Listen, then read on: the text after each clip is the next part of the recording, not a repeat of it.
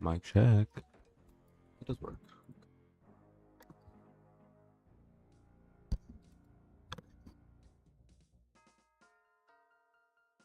Okay.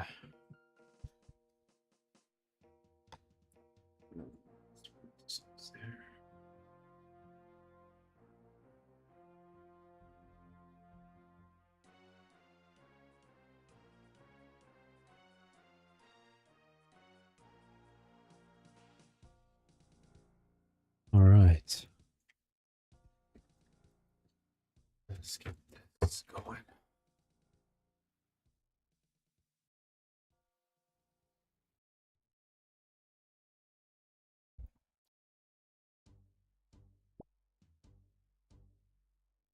Welcome, welcome.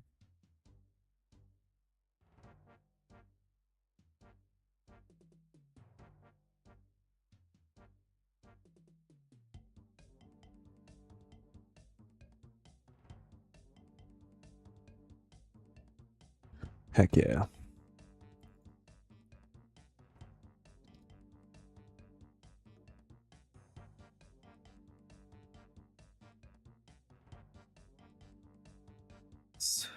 Feels good.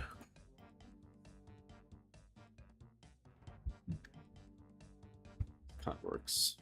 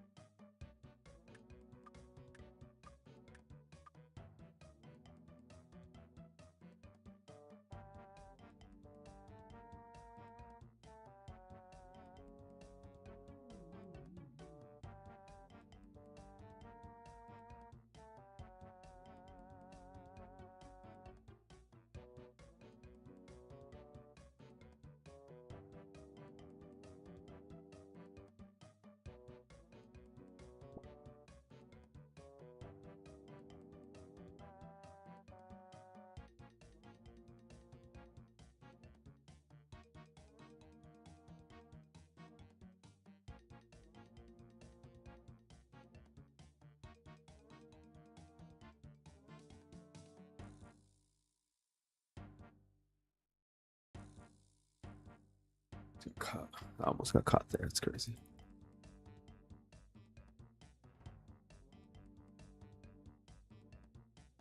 Just got caught there again, I think.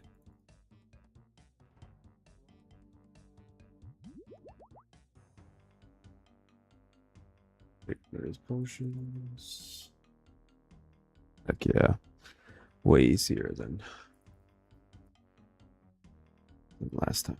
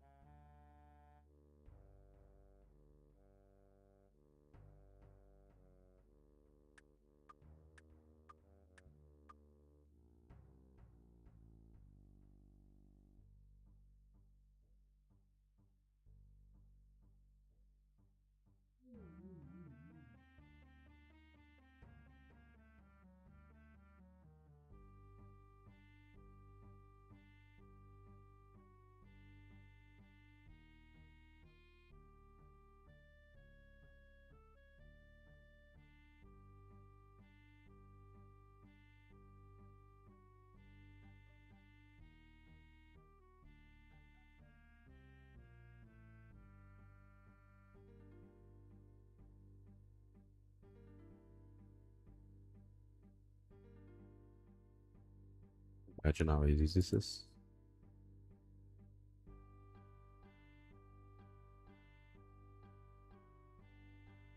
Like, it's a lot, not harder than I thought it was. So easy.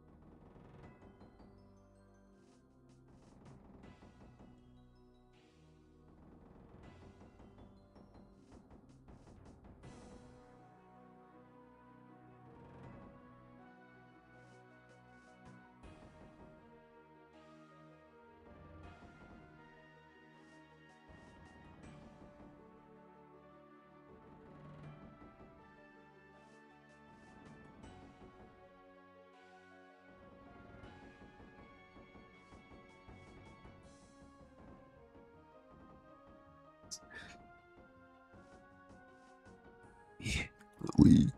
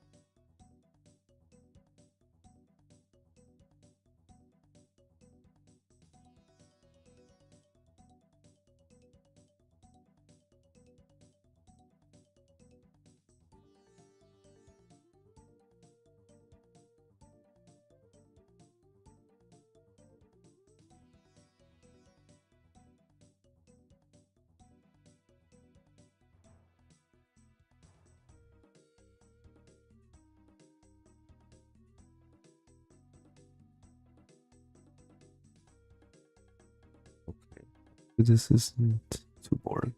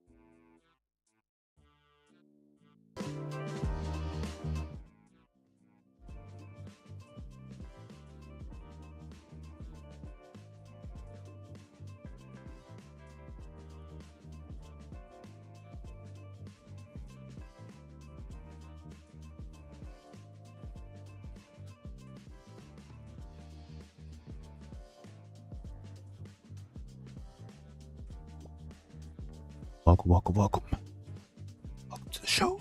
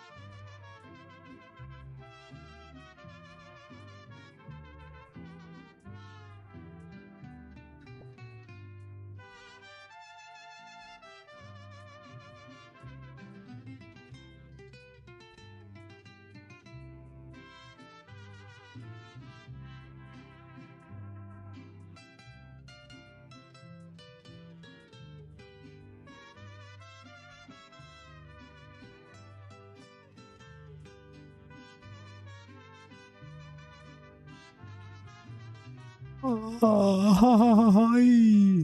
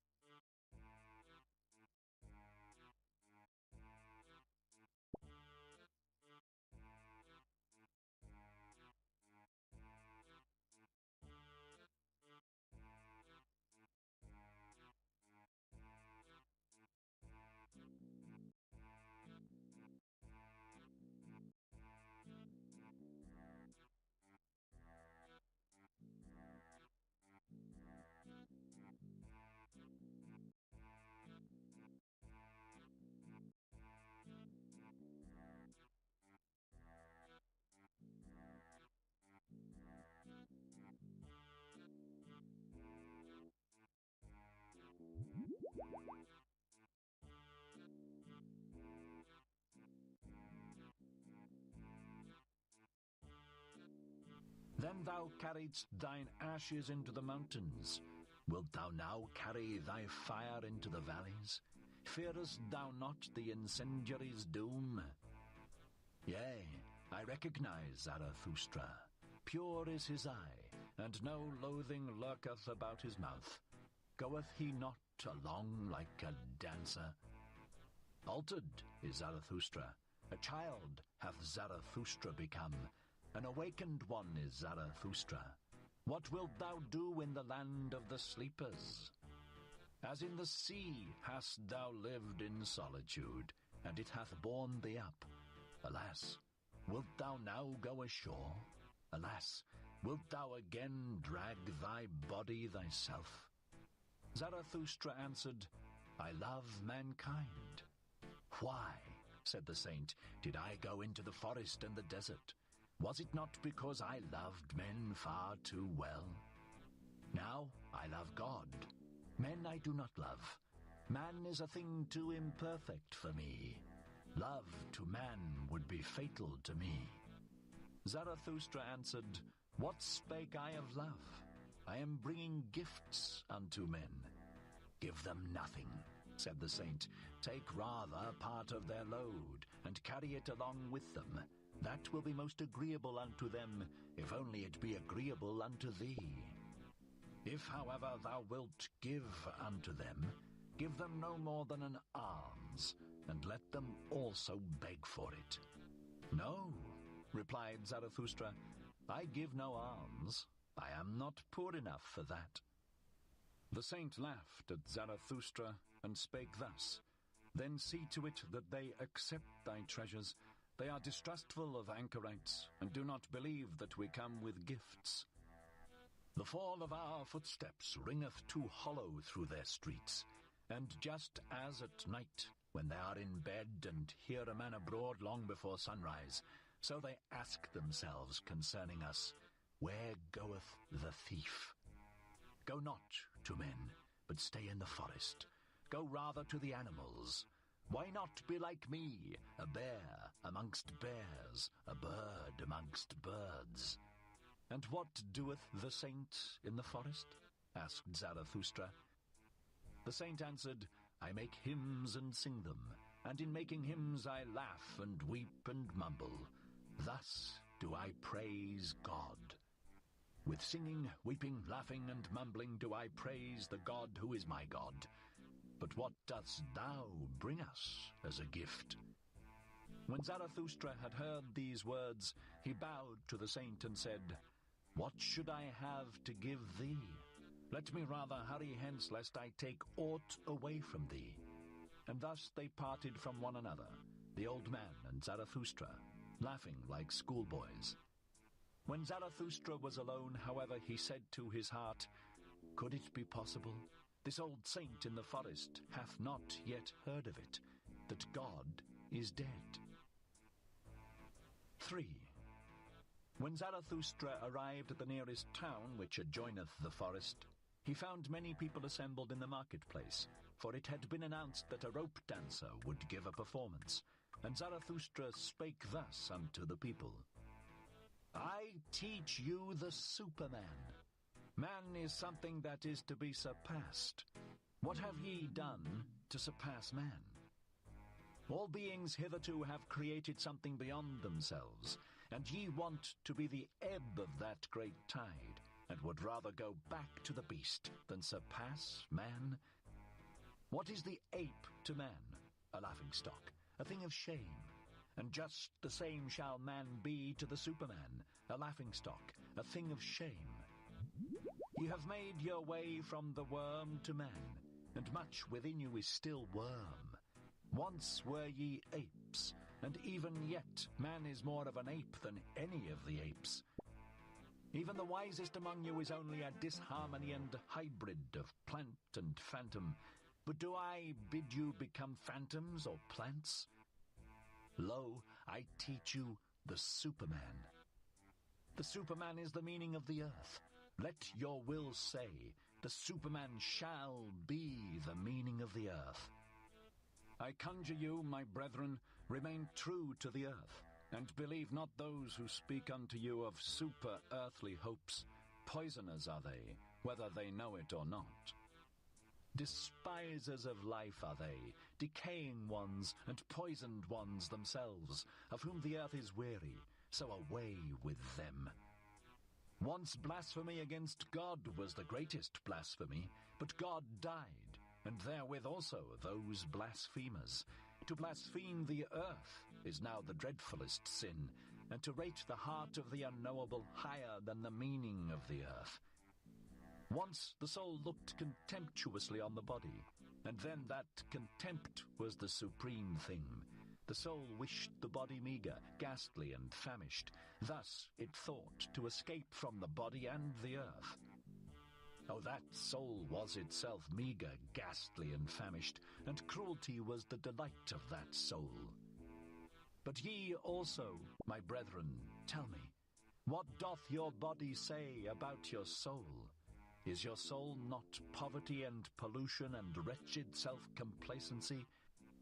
Verily, a polluted stream is man. One must be a sea to receive a polluted stream without becoming impure. Lo, I teach you the Superman. He is that sea. In him can your great contempt be submerged. What is the greatest thing ye can experience? It is the hour of great contempt, the hour in which even your happiness becometh loathsome unto you, and so also your reason and virtue. The hour when ye say, what good is my happiness? It is poverty and pollution and wretched self-complacency, but my happiness should justify existence itself. The hour when ye say, what good is my reason? Doth it long for knowledge as the lion for his food? It is poverty and pollution and wretched self-complacency. The hour when ye say, what good is my virtue? As yet it hath not made me passionate. How weary I am of my good and my bad. It is all poverty and pollution and wretched self-complacency. The hour when ye say, what good is my justice? I do not see that I am fervour and fuel. The just, however, are fervour and fuel. The hour when ye say, what good is my pity? Is not pity the cross on which he is nailed who loveth man?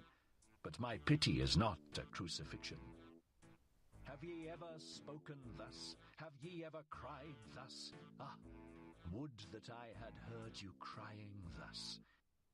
It is not your sin, it is your self-satisfaction that crieth unto heaven. Your very sparingness in sin crieth unto heaven. Where is the lightning to lick you with its tongue? Where is the frenzy with which ye should be inoculated? Lo, I teach you the Superman. He is that lightning. He is that frenzy. When Zarathustra had thus spoken, one of the people called out, we have now heard enough of the rope dancer. It is time now for us to see him. And all the people laughed at Zarathustra. But the rope dancer, who thought the words applied to him, began his performance. 4. Zarathustra, however, looked at the people and wondered. Then he spake thus. Man is a rope stretched between the animal and the Superman, a rope over an abyss. A dangerous crossing, a dangerous wayfaring, a dangerous looking back, a dangerous trembling and halting. What is great in man is that he is a bridge and not a goal. What is lovable in man is that he is an overgoing and a downgoing. I love those that know not how to live except as downgoers, for they are the overgoers. I love the great despisers, because they are the great adorers, and arrows of longing for the other shore. I love those who do not first seek a reason beyond the stars for going down and being sacrifices, but sacrifice themselves to the earth, that the earth of the Superman may hereafter arrive. I love him who liveth in order to know, and seeketh to know in order that the Superman may hereafter live. Thus seeketh he his own downgoing.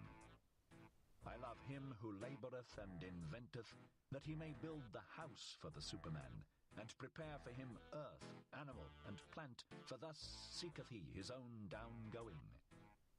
I love him who loveth his virtue, for virtue is the will to down-going, and an arrow of longing. I love him who reserveth no share of spirit for himself, but wanteth to be wholly the spirit of his virtue. Thus walketh he as spirit over the bridge. I love him who maketh his virtue his inclination and destiny. Thus, for the sake of his virtue, he is willing to live on, or live no more. I love him who desireth not too many virtues. One virtue is more of a virtue than two, because it is more of a knot for one's destiny to cling to. I love him whose soul is lavish, who wanteth no thanks and doth not give back, for he always bestoweth and desireth not to keep for himself. I love him who is ashamed when the dice fall in his favor, and who then asketh, Am I a dishonest player? For he is willing to succumb. I love him who scattereth golden words in advance of his deeds, and always doeth more than he promiseth, for he seeketh his own down-going. I love him who justifieth the future ones, and redeemeth the past ones, for he is willing to succumb through the present ones. I love him who chasteneth his God, because he loveth his God, for he must succumb through the wrath of his God. I love him whose soul is deep even in the wounding, and may succumb through a small matter. Thus goeth he willingly over the bridge. I love him whose soul is so overfull that he forgetteth himself, and all things are in him. Thus all things become his down-going. I love him who is of a free spirit and a free heart. Thus is his head only the bowels of his heart. His heart, however, causeth his down-going. I love all who are like heavy drops, falling one by one out of the dark cloud that lowereth over men. They herald the coming of the lightning, and succumb as heralds. Lo, I am a herald of the lightning, and a heavy drop out of the cloud. The lightning, however, is the Superman. 5. When Zarathustra had spoken these words, he again looked at the people and was silent. There they stand, said he to his heart. There they laugh. They understand me not. I am not the mouth for these ears. Must one first batter their ears that they may learn to hear with their eyes? Must one clatter like kettle drums and penitential preachers, or do they only believe the stammerer? They have something whereof they are proud. What do they call it? That which maketh them proud. Culture, they call it. It distinguisheth them from the goatherds. They dislike, therefore, to hear of contempt of themselves. So I will appeal to their pride. I will speak unto them of the most contemptible thing. That, however, is the last man. And thus spake Zarathustra unto the people. It is time for man to fix his goal. It is time for man to plant the germ of his highest hope. Still is his soil rich enough for it, but that soil will one day be poor and exhausted, and no lofty tree will any longer be able to grow thereon. Alas, there cometh the time when man will no longer launch the arrow of his longing beyond man, and the string of his bow will have unlearned to whiz. I tell you, one must still have chaos in one to give birth to a dancing star. I tell you, ye have still chaos in you.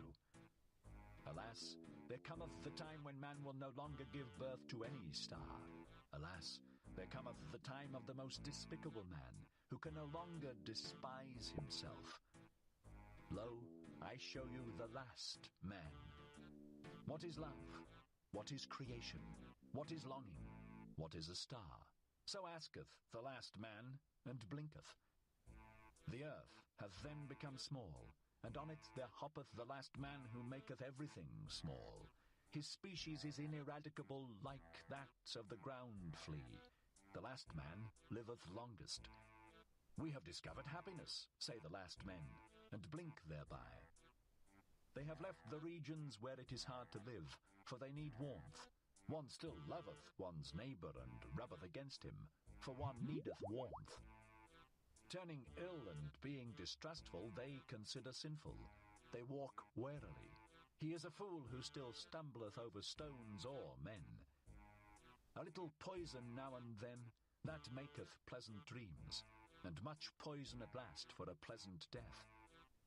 One still worketh, for work is a pastime, but one is careful lest the pastime should hurt one. One no longer becometh poor or rich, both are too burdensome. Who still wanteth to rule? Who still wanteth to obey? Both are too burdensome. No shepherd and one herd. Everyone wanteth the same. Everyone is equal. He who hath other sentiments goeth voluntarily into the madhouse. Formerly all the world was insane, say the subtlest of them, and blink thereby. They are clever and know all that hath happened, so there is no end to their raillery. People still fall out, but are soon reconciled. Otherwise it spoileth their stomachs. They have their little pleasures for the day, and their little pleasures for the night, but they have a regard for health. We have discovered happiness, say the last men, and blink thereby. And here ended the first discourse of Zarathustra, which is also called the prologue. For at this point, the shouting and mirth of the multitude interrupted him.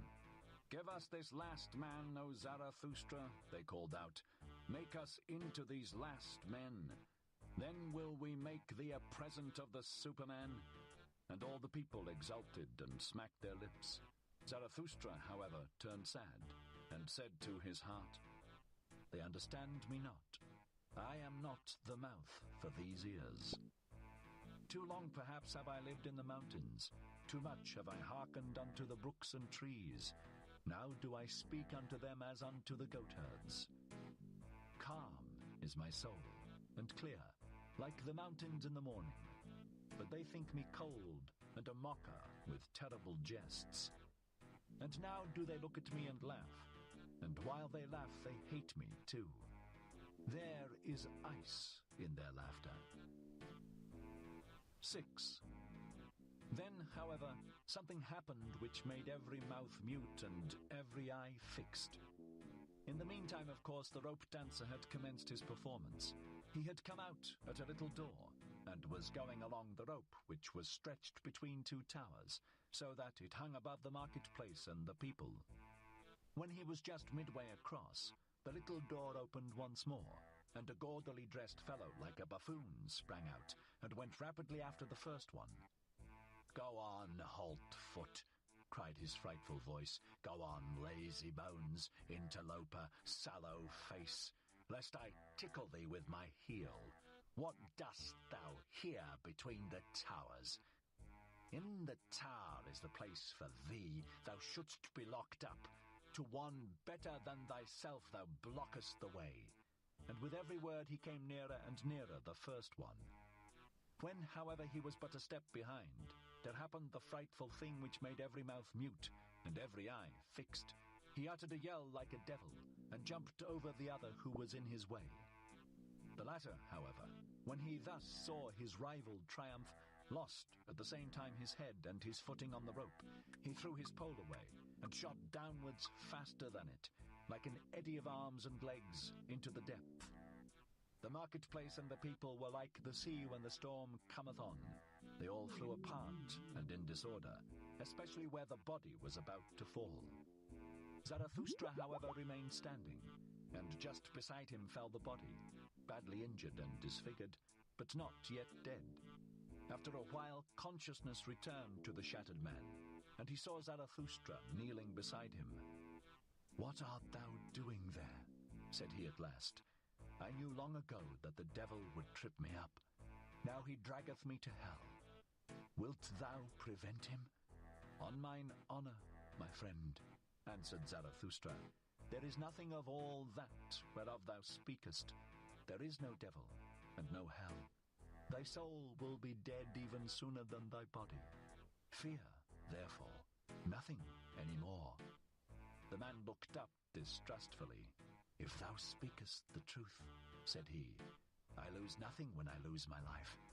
I am not much more than an animal which hath been taught to dance by blows and scanty fare." "Not at all," said Zarathustra, thou hast made danger thy calling. Therein there is nothing contemptible. Now thou perishest by thy calling. Therefore will I bury thee with mine own hands. When Zarathustra had said this, the dying one did not reply further, but he moved his hand, as if he sought the hand of Zarathustra in gratitude. 7. Meanwhile the evening came on, and the marketplace veiled itself in gloom. Then the people dispersed, for even curiosity and terror become fatigued. Zarathustra, however, still sat beside the dead man on the ground, absorbed in thought, so he forgot the time. But at last it became night, and a cold wind blew upon the lonely one. Then arose Zarathustra and said to his heart, Verily, a fine catch of fish hath Zarathustra made today. It is not a man he hath caught, but a corpse. Sombre is human life, and as yet without meaning. A buffoon may be fateful to it. I want to teach men the sense of their existence, which is the Superman, the lightning out of the dark cloud. Man. But still am I far from them, and my sense speaketh not unto their sense. To men I am still something between a fool and a corpse. Gloomy is the night. Gloomy are the ways of Zarathustra. Come, thou cold and stiff companion, I carry thee to the place where I shall bury thee with mine own hands. 8.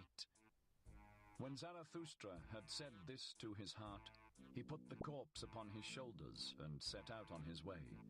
Yet had he not gone 100 steps, when there stole a man up to him and whispered in his ear, and lo, he that spake was the buffoon from the tower.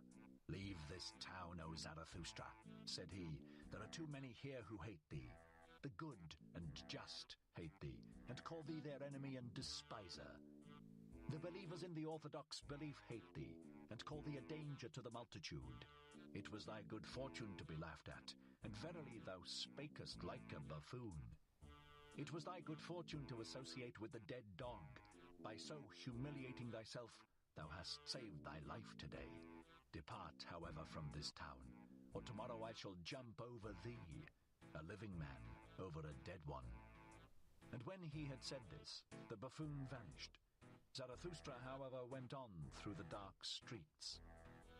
At the gate of the town, the grave diggers met him. They shone their torch on his face, and recognizing Zarathustra, they sorely derided him. Zarathustra is carrying away the dead dog. A fine thing that Zarathustra have turned a grave digger, for our hands are too cleanly for that roast. Will Zarathustra steal the bite from the devil? Well then, good luck to the repast. If only the devil is not a better thief than Zarathustra, he will steal them both, he will eat them both. And they laughed among themselves, and put their heads together. Zarathustra made no answer thereto, but went on his way. When he had gone on for 2 hours, past forests and swamps, he had heard too much of the hungry howling of the wolves, and he himself became hungry. So he halted at a lonely house in which a light was burning. Hunger attacketh me, said Zarathustra, like a robber. Among forests and swamps my hunger attacketh me, and late in the night. Strange humours hath my hunger. Often it cometh to me only after a repast, and all day it hath failed to come. Where hath it been? And thereupon Zarathustra knocked at the door of the house. An old man appeared, who carried a light, and asked, Who cometh unto me and my bad sleep? A living man and a dead one, said Zarathustra. Give me something to eat and drink. I forgot it during the day. He that feedeth the hungry refresheth his own soul, saith wisdom. The old man withdrew, but came back immediately and offered Zarathustra bread and wine. A bad country for the hungry, said he. That is why I live here. Animal and man come unto me, the anchorite. But bid thy companion eat and drink also. He is wearier than thou. Zarathustra answered, My companion is dead. I shall hardly be able to persuade him to eat. That doth not concern me, said the old man sullenly. He that knocketh at my door must take what I offer him. Eat and fare ye well." Thereafter Zarathustra again went on for 2 hours, trusting to the path and the light of the stars, for he was an experienced night walker and liked to look into the face of all that slept. When the morning dawned, however, Zarathustra found himself in a thick forest, and no path was any longer visible. He then put the dead man in a hollow tree at his head, for he wanted to protect him from the wolves, and laid himself down on the ground and moss, and immediately he fell asleep, tired in body, but with a tranquil soul. 9. Long slept Zarathustra, and not only the rosy dawn passed over his head, but also the morning. At last, however, his eyes opened, and amazedly he gazed into the forest and the stillness. Amazedly he gazed into himself. Then he arose quickly, like a seafarer who all at once seeth the land, and he shouted for joy, for he saw a new truth, and he spake thus to his heart: "A light hath dawned upon me. I need companions, living ones, not dead companions and corpses which I carry with me where I will. But I need living companions who will follow me because they want to follow themselves, and to the place where I will. A light hath dawned upon me. Not to the people is Zarathustra to speak, but to companions. Zarathustra shall not be the herd's herdsman and hound. To allure many from the herd, for that purpose have I come. The people and the herd must be angry with me. A robber shall Zarathustra be called by the herdsmen. Herdsmen, I say, but they call themselves the good and just. Herdsmen, I say, but they call themselves the believers in the orthodox belief. Behold the good and just. Whom do they hate most? Him who breaketh up their tables of values, the breaker, the law-breaker. He, however, is the creator. Behold the believers of all beliefs. Whom do they hate most? Him who breaketh up their tables of values, the breaker, the law-breaker. He, however, is the creator. Companions the creator seeketh, not corpses, and not herds or believers either. Fellow creators the creator seeketh, those who grave new values on new tables. Companions the creator seeketh, and fellow reapers, for everything is ripe for the harvest with him. But he lacketh the 100 sickles, so he plucketh the ears of corn and is vexed. Companions the creator seeketh, and such as know how to whet their sickles. Destroyers will they be called, and despisers of good and evil, but they are the reapers and rejoicers. Fellow creators Zarathustra seeketh, fellow reapers and fellow rejoicers Zarathustra seeketh. What hath he to do with herds and herdsmen and corpses? And thou, my first companion, rest in peace. Well have I buried thee in thy hollow tree. Well have I hid thee from the wolves. But I part from thee, the time hath arrived. Twixt rosy dawn and rosy dawn there came unto me a new truth. I am not to be a herdsman. I am not to be a grave digger. Not any more will I discourse unto the people, for the last time have I spoken unto the dead.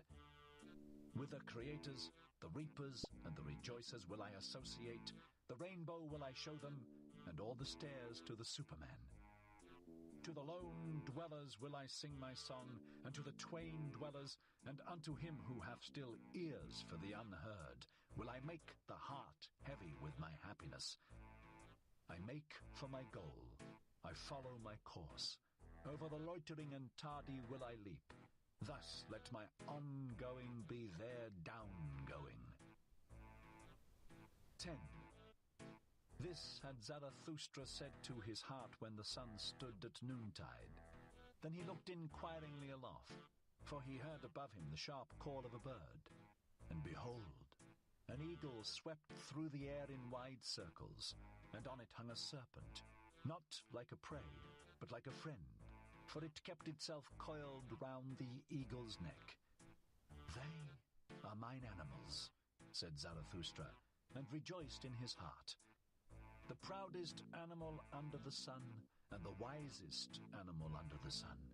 they have come out to reconnoiter. They want to know whether Zarathustra still liveth. Verily, do I still live? More dangerous have I found it among men than among animals. In dangerous paths goeth Zarathustra. Let mine animals lead me. When Zarathustra had said this, he remembered the words of the saint in the forest, and he sighed and spake thus to his heart. Would that I were wiser. Would that I were wise from the very heart, like my serpent. But I am asking the impossible. Therefore do I ask my pride to go always with my wisdom. And if my wisdom should some day forsake me, alas, it loveth to fly away. May my pride then fly with my folly. Thus began Zarathustra's down-going. Zarathustra's Discourses. 1. The Three Metamorphoses. 3 metamorphoses of the spirit do I designate to you. How the spirit becometh a camel a lion, and the lion at last a child. Many heavy things are there for the spirit, the strong, load-bearing spirit in which reverence dwelleth, for the heavy and the heaviest longeth its strength. What is heavy? So asketh the load-bearing spirit, then kneeleth it down like the camel, and wanteth to be well laden. What is the heaviest thing, ye heroes, asketh the load-bearing spirit, that I may take it upon me and rejoice in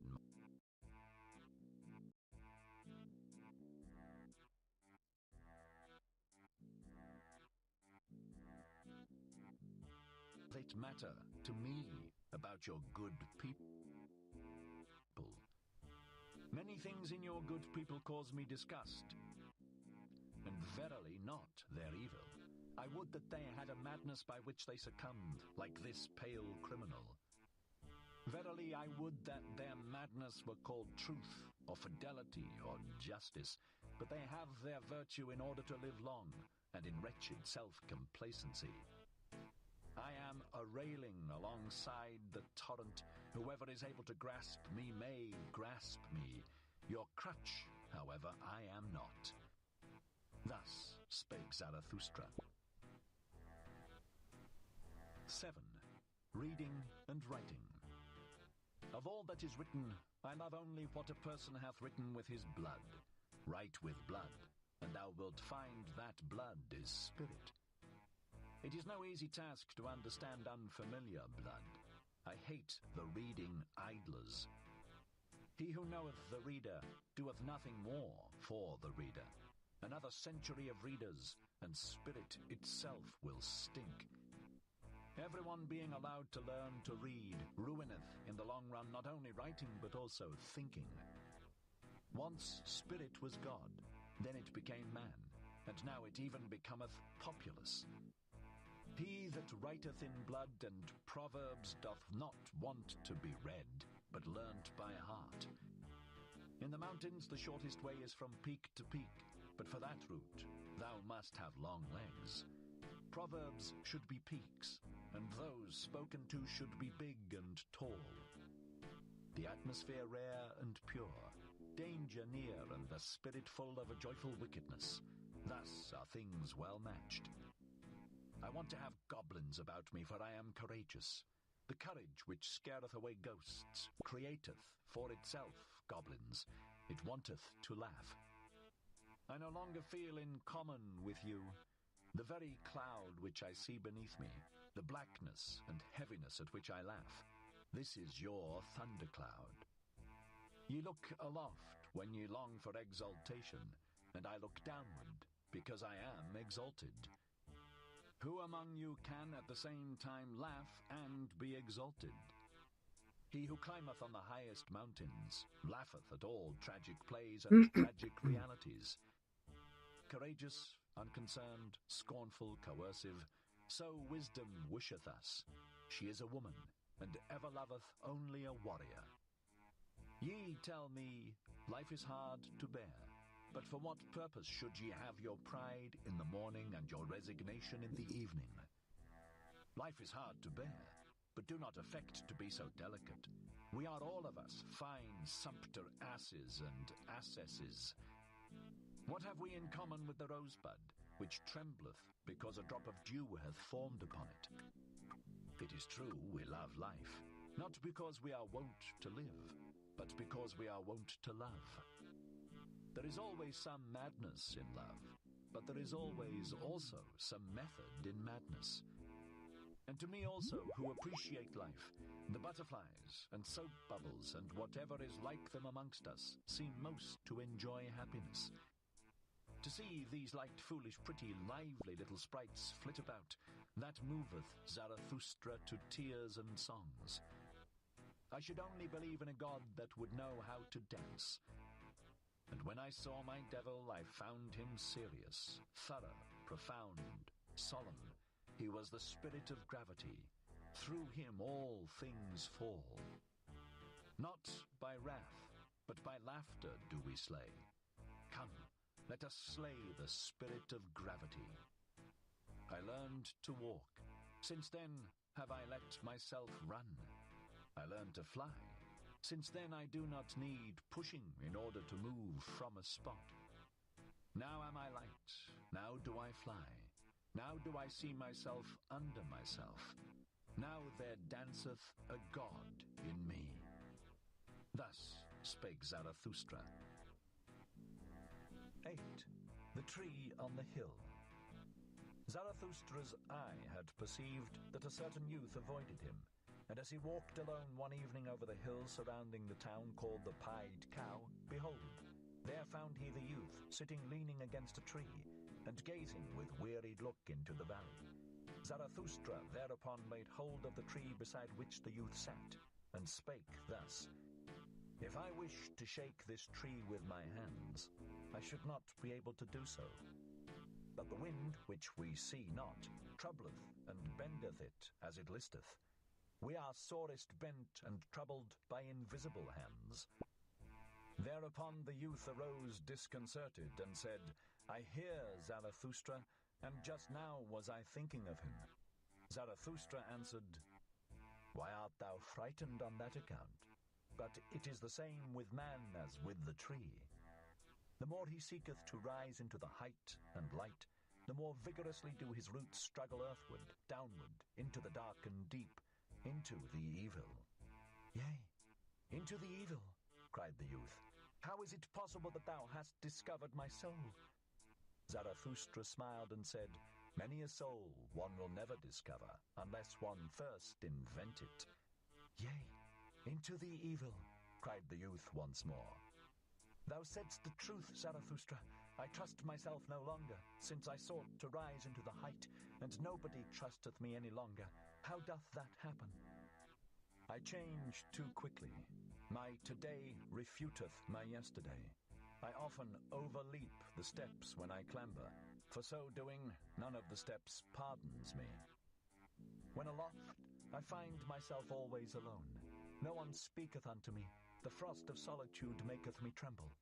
What do I seek on the height? My contempt and my longing increase together. The higher I clamber, the more do I despise him who clambereth. What doth he seek on the height? How ashamed I am of my clambering and stumbling, how I mock at my violent panting, how I hate him who flieth, how tired I am on the height. Here the youth was silent, and Zarathustra contemplated the tree beside which they stood, and spake thus. This tree standeth lonely here on the hills. It hath grown up high above man and beast. And if it wanted to speak, it would have none who could understand it. So high hath it grown. Now it waiteth and waiteth. For what doth it wait? It dwelleth too close to the seat of the clouds. It waiteth, perhaps, for the first lightning. When Zarathustra had said this, the youth called out with violent gestures, Yea, Zarathustra, thou speakest the truth. My destruction I longed for when I desired to be on the height, and thou art the lightning for which I waited. Lo, what have I been since thou hast appeared amongst us? It is mine envy of thee that hath destroyed me. Thus spake the youth, and wept bitterly. Zarathustra, however, put his arm about him, and led the youth away with him. And when they had walked a while together, Zarathustra began to speak thus. It rendeth my heart. Better than thy words express it, thine eyes tell me all thy danger.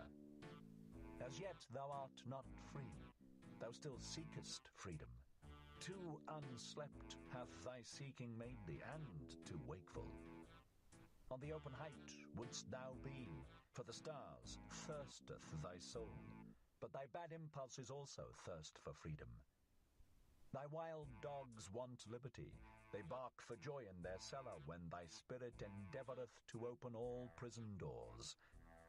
Still art thou a prisoner, it seemeth to me, who deviseth liberty for himself. Ah, sharp becometh the soul of such prisoners, but also deceitful and wicked. To purify himself is still necessary for the freedom of the spirit. Much of the prison and the mould still remaineth in him. Pure hath his eye still to become. Yea, I know thy danger, but by my love and hope I conjure thee, cast not thy love and hope away.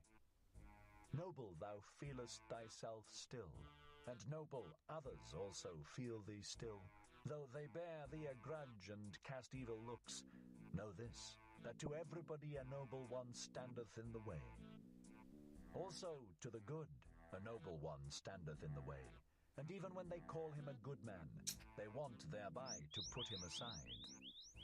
The new would the noble man create, and a new virtue. The old wanteth the good man, and that the old should be conserved. But it is not the danger of the noble man to turn a good man, but lest he should become a blusterer, a scoffer, or a destroyer. Ah, I have known noble ones who lost their highest hope, and then they disparaged all high hopes. Then lived they shamelessly in temporary pleasures, and beyond the day had hardly a name. Spirit is also voluptuousness, said they, then broke the wings of their spirit, and now it creepeth about, and defileth where it gnaweth. Once they thought of becoming heroes, but sensualists are they now. A trouble and a terror is the hero to them. But by my love and hope I conjure thee, cast not away the hero in thy soul. Maintain wholly thy highest hope. Thus spake Zarathustra. 9. The Preachers of Death. There are preachers of death, and the earth is full of those to whom desistance from life must be preached. Full is the earth of the superfluous. Marred is life by the many too many. May they be decoyed out of this life by the life eternal. The yellow ones, so are called the preachers of death, or the black ones, but I will show them unto you in other colours besides. There are the terrible ones who carry about in themselves the beast of prey, and have no choice except lusts or self-laceration, and even their lusts are self-laceration. They have not yet become men, those terrible ones. May they preach desistance from life and pass away themselves. There are the spiritually consumptive ones. Hardly are they born when they begin to die, and long for doctrines of lassitude and renunciation. They would fain be dead, and we should approve of their wish. Let us beware of awakening those dead ones, and of damaging those living coffins. They meet an invalid or an old man or a corpse, and immediately they say, life is refuted. But they only are refuted, and their eye, which seeth only one aspect of existence. Shrouded in thick melancholy and eager for the little casualties that bring death, thus do they wait and clench their teeth. Or else they grasp at sweetmeats and mock at their childishness thereby. They cling to their straw of life, and mock at their still clinging to it. Their wisdom speaketh thus, a fool, he who remaineth alive. But so far are we fools, and that is the foolishest thing in life. Life is only suffering, so say others, and lie not. Then see to it that ye cease. See to it that the life ceaseth, which is only suffering. And let this be the teaching of your virtue. Thou shalt slay thyself. thou shalt steal away from thyself. Lust is sin, so say some who preach death. Let us go apart and beget no children. Giving birth is troublesome, say others. Why still give birth? One beareth only the unfortunate, and they also are preachers of death. Pity is necessary, so saith a third party. Take what I have, take what I am, so much less doth life bind me. Were they consistently pitiful, then would they make their neighbors sick of life. To be wicked, that would be their true goodness. But they want to be rid of life. What care they if they bind others still faster with their chains and gifts? And ye also, to whom life is rough labour and disquiet, are ye not very tired of life? Are ye not very ripe for the sermon of death? All ye to whom rough labour is dear, and the rapid, new, and strange, ye put up with yourselves badly. Your diligence is flight, and the will to self-forgetfulness. If ye believed more in life, then would ye devote yourselves less to the momentary.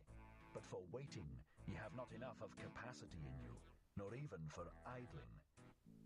Everywhere resoundeth the voices of those who preach death, and the earth is full of those to whom death hath to be preached. Or life eternal. It is all the same to me, if only they pass away quickly. Thus spake Zarathustra. 10. War and Warriors. By our best enemies we do not want to be spared, nor by those either whom we love from the very heart. So let me tell you the truth. My brethren in war, I love you from the very heart. I am and was ever your counterpart, and I am also your best enemy. So let me tell you the truth. I know the hatred and envy of your hearts. Ye are not great enough not to know of hatred and envy. Then be great enough not to be ashamed of them. And if ye cannot be saints of knowledge, then I pray you be at least its warriors. They are the companions and forerunners of such saintship. I see many soldiers. Could I but see many warriors? Uniform, one calleth what they wear. May it not be uniform what they therewith hide. Ye shall be those whose eyes ever seek for an enemy, for your enemy. And with some of you there is hatred at first sight. Your enemy shall ye seek, your war shall ye wage, and for the sake of your thoughts. And if your thoughts succumb, your uprightness shall still shout triumph thereby. Ye shall love peace as a means to new wars, and the short peace more than the long. You I advise not to work, but to fight. You I advise not to peace, but to victory. Let your work be a fight. Let your peace be a victory.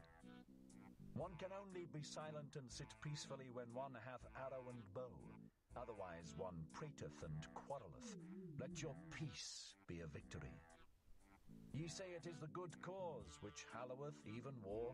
I say unto you, it is the good war which halloweth every cause. War and courage have done more great things than charity. Not your sympathy, but your bravery have hitherto saved the victims. What is good, ye ask? To be brave is good. Let the little girls say, to be good is what is pretty, and at the same time touching. They call you heartless, but your heart is true, and I love the bashfulness of your goodwill. Ye are ashamed of your flow, and others are ashamed of their ebb. Ye are ugly? Well then, my brethren, take the sublime about you, the mantle of the ugly. And when your soul becometh great, then doth it become haughty, and in your sublimity there is wickedness. I know you. In wickedness the haughty man and the weakling meet, but they misunderstand one another. I know you. Ye shall only have enemies to be hated, but not enemies to be despised. Ye must be proud of your enemies. Then the success of your enemies are also your successes. Resistance That is the distinction of the slave. Let your distinction be obedience. Let your commanding itself be obeying. To the good warrior soundeth thou shalt pleasanter than I will. And all that is dear unto you, ye shall first have it commanded unto you. Let your love to life be love to your highest hope, and let your highest hope be the highest thought of life. Your highest thought, however, ye shall have it commanded unto you by me, and it is this: man is something that is to be surpassed. So live your life of obedience and of war. What matter about long life? What warrior wisheth to be spared? I spare you not. I love you from my very heart, my brethren in war. Thus spake Zarathustra. 11. The new idol. Somewhere there are still peoples and herds, but not with us, my brethren. Here there are states. A state, what is that? Well, open now your ears unto me, for now will I say unto you my word concerning the death of peoples. A state is called the coldest of all cold monsters. Coldly lieth it also, and this lie creepeth from its mouth. I, the state, am the people. It is a lie. Creators were they who created peoples and hung a faith and a love over them. Thus they served life. Destroyers are they who lay snares for many and call it the state. They hang a sword and 100 cravings over them. Where there is still a people, there the state is not understood, but hated as the evil eye, and as sin against laws and customs. This sign I give unto you: every people speaketh its language of good and evil. This its neighbor understandeth not. Its language hath it devised for itself in laws and customs. But the state lieth in all languages of good and evil, and whatever it saith it lieth, and whatever it hath stolen. False is everything in it. With stolen teeth it biteth the biting one. False are even its bowels. Confusion of language of good and evil, this sign I give unto you as the sign of the state. Verily, the will to death indicateth this sign. Verily, it beckoneth unto the preachers of death. Many too many are born, for the superfluous ones was the state devised. See just how it enticeth them to it, the many too many, how it swalloweth and cheweth and re-cheweth them. On earth there is nothing greater than I. It is I who am the regulating finger of God. Thus roareth the monster. And not only the long-eared and short-sighted fall upon their knees. Even in your ears, ye great souls, it whispereth its gloomy lies. It findeth out the rich hearts which willingly lavish themselves. Yea, it findeth you out too, ye conquerors of the old God. Weary ye became of the conflict, and now your weariness serveth the new idol. Heroes and honorable ones, it would fain set up around it the new idol. Gladly it basketh in the sunshine of good consciences, the cold monster. Everything will it give you, if ye worship it, the new idol. Thus it purchaseth the lustre of your virtue and the glance of your proud eyes. It seeketh to allure by means of you the many too many. Yea, a hellish artifice hath here been devised, a death horse jingling with the trappings of divine honors. Yea, a dying for many hath here been devised, which glorifieth itself as life. Verily a hearty service unto all preachers of death. The state, I call it, where all are poison drinkers, the good and the bad. The state, where all lose themselves, the good and the bad. The state where the slow suicide of all is called life. Just see these superfluous ones. They steal the works of the inventors and the treasures of the wise. Culture, they call their theft. and everything becometh sickness and trouble unto them. Just see these superfluous ones. Sick are they always. They vomit their bile and call it a newspaper. They devour one another and cannot even digest themselves. Just see these superfluous ones. Wealth they acquire and become poorer thereby. Power they seek for, and above all, the lever of power, much money, these impotent ones. See them clamber, these nimble apes. They clamber over one another and thus scuffle into the mud and the abyss. Towards the throne they all strive. It is their madness, as if happiness sat on the throne. Oft-times sitteth filth on the throne, and oft-times also the throne on filth. Madmen they all seem to me, and clambering apes, and too eager. Badly smelleth their idol to me, the cold monster. Badly they all smell to me, these idolaters. My brethren, will ye suffocate in the fumes of their maws and appetites? Better break the windows and jump into the open air. Do go out of the way of the bad odor. Withdraw from the idolatry of the superfluous. Do go out of the way of the bad odor. Withdraw from the steam of these human sacrifices. Open still remaineth the earth for great souls.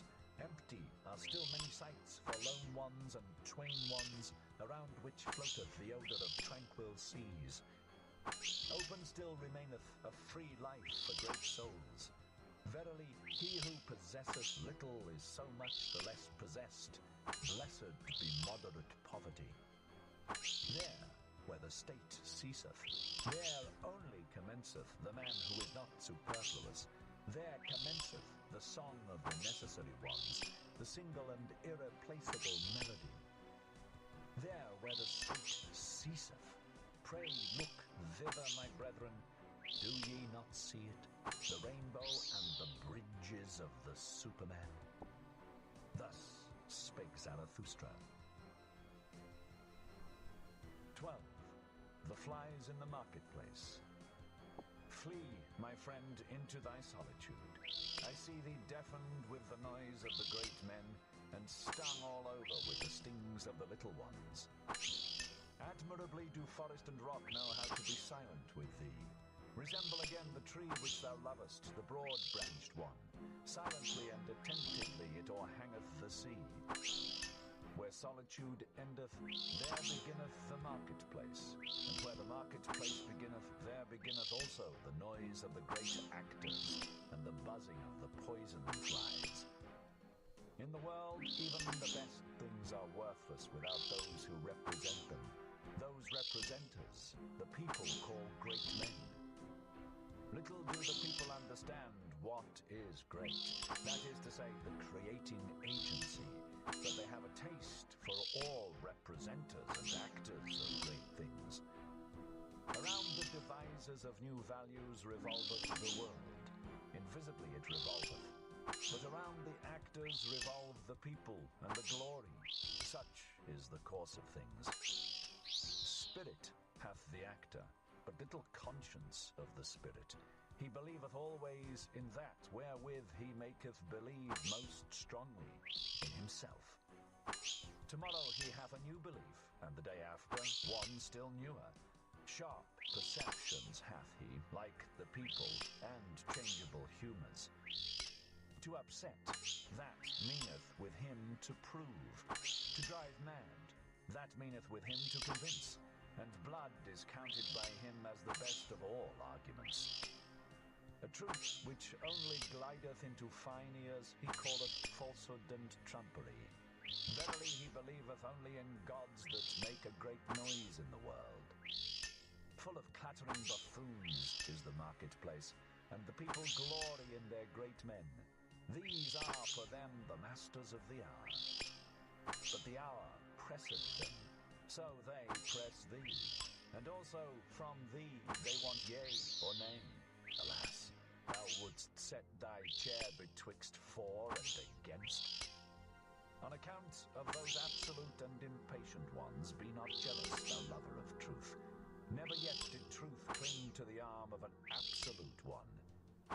On account of those abrupt ones, return into thy security.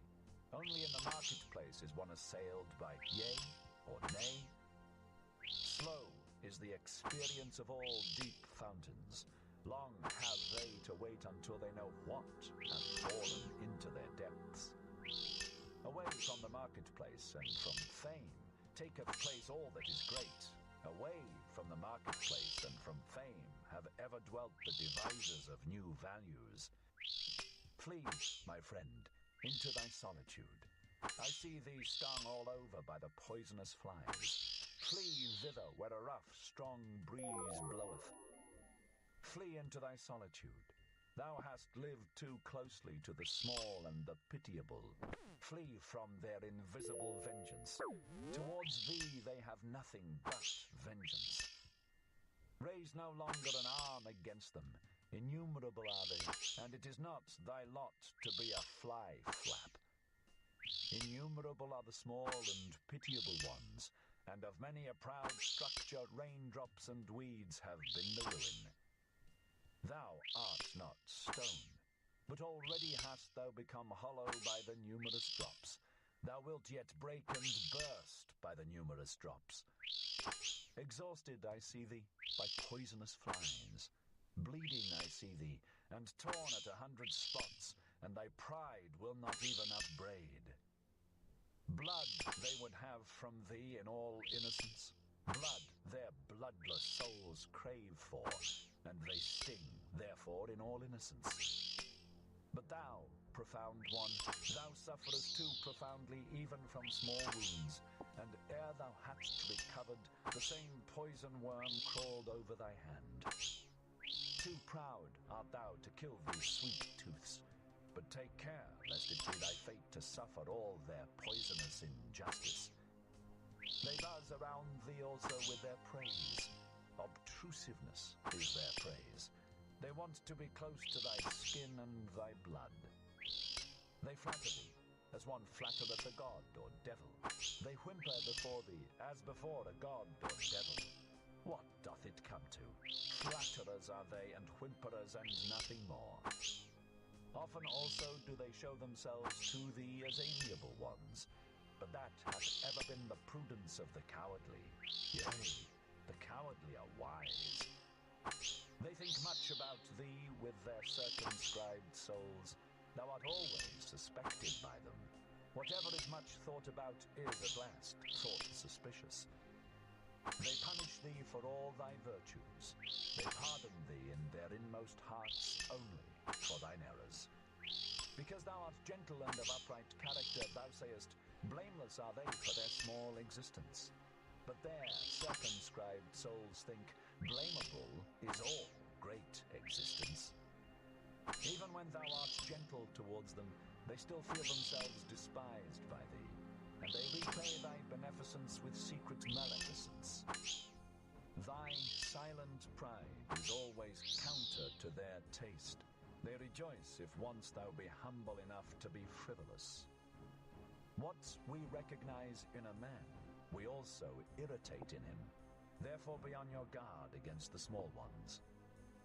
In thy presence they feel themselves small, and their baseness gleameth and gloweth against thee in invisible vengeance. Sawest thou not how often they became dumb when thou approachedst them, and how their energy left them like the smoke of an extinguishing fire?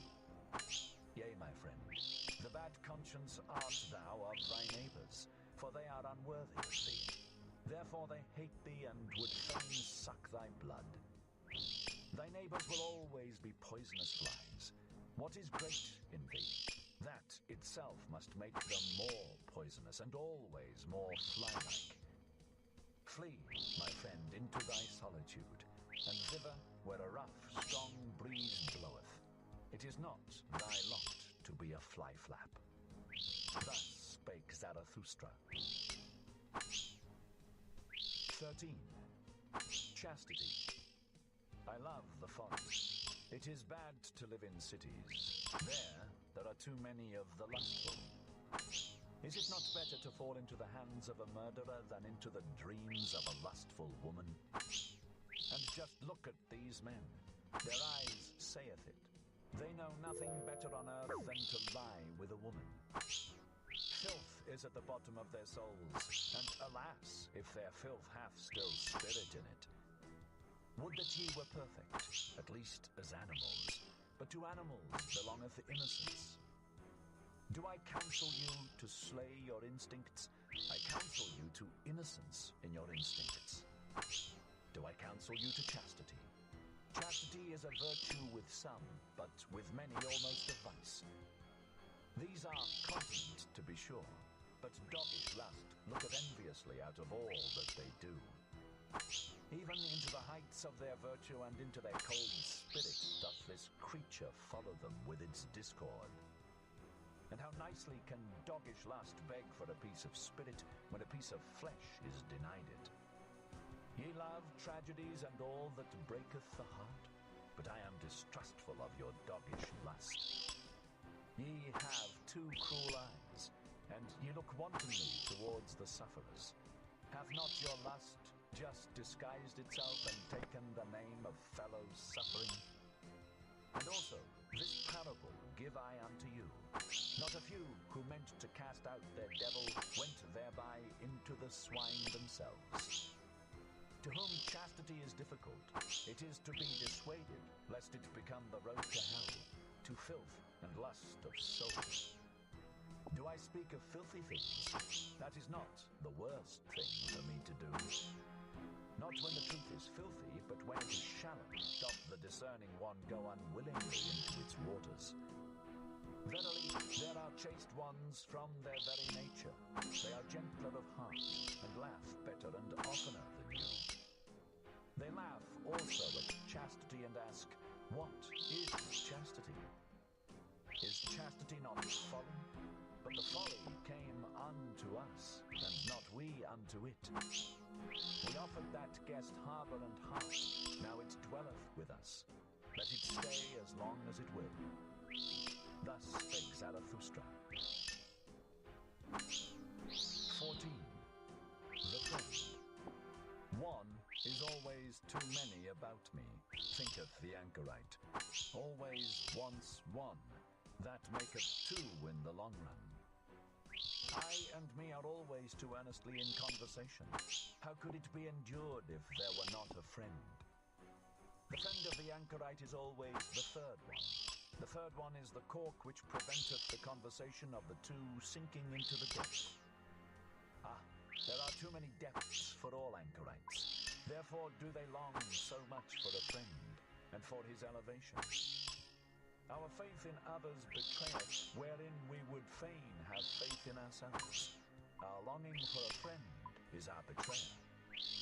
And often with our love, we want merely to overleap envy. And often we attack and make ourselves enemies to conceal that we are vulnerable. Be at least mine enemy. Thus speaketh the true reverence, which doth not venture to solicit friendship. If one would have a friend, then must one also be willing to wage war for him. And in order to wage war, one must be capable of being an enemy. One ought still to honor the enemy in one's friend. Canst thou go nigh unto thy friend and not go over to him? In one's friend one shall have one's best enemy. Thou shalt be closest unto him with thy heart when thou withstandest him. Thou wouldst wear no raiment before thy friend? It is in honor of thy friend that thou showest thyself to him as thou art.